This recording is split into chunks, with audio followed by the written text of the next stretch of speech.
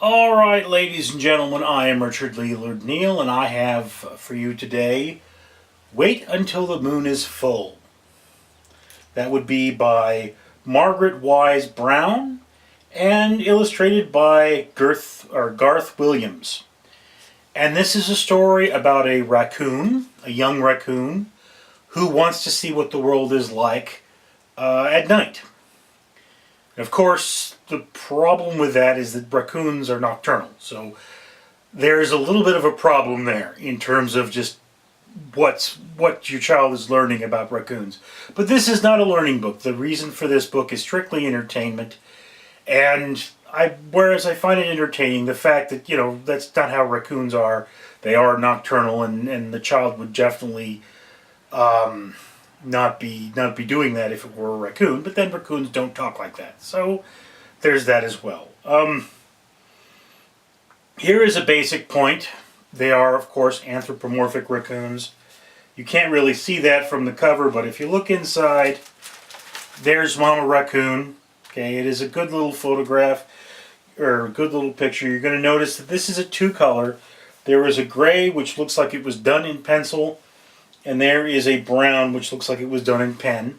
And most of the things in this are that double tone, which gives it an extra layer of depth. This is an older style, designed to make the books cheaper.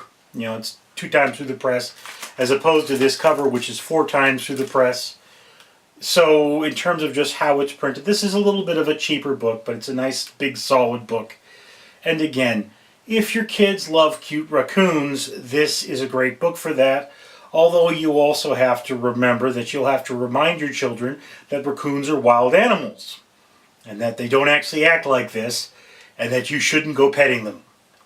I mean, again, I hate to beat a dead horse here, but one of the things, I have a cat, one of the things I understand about children's book is that they put ideas into children's heads, and children don't exactly have a solid understanding of the world around them. So they may read a book like this and think, hey, a raccoon could be my friend. And that's just not how things are. And of course, if they happen upon a rabid raccoon, one with rabies, raccoons with rabies can actually be quite friendly.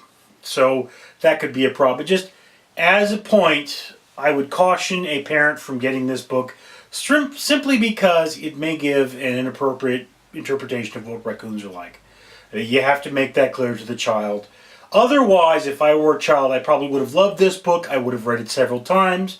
It is definitely a great piece of entertainment, but because I'm a responsible person, cautionary, you may want to tell your kids, hey, look, that's not how raccoons really are. Alright? Anyway, that's my opinion. I'd love to hear yours down in the comments below. Now I've got to go talk to my kitty and tell her not to interrupt my videos. Alrighty? See you next time for Richard Reviews Children's Books.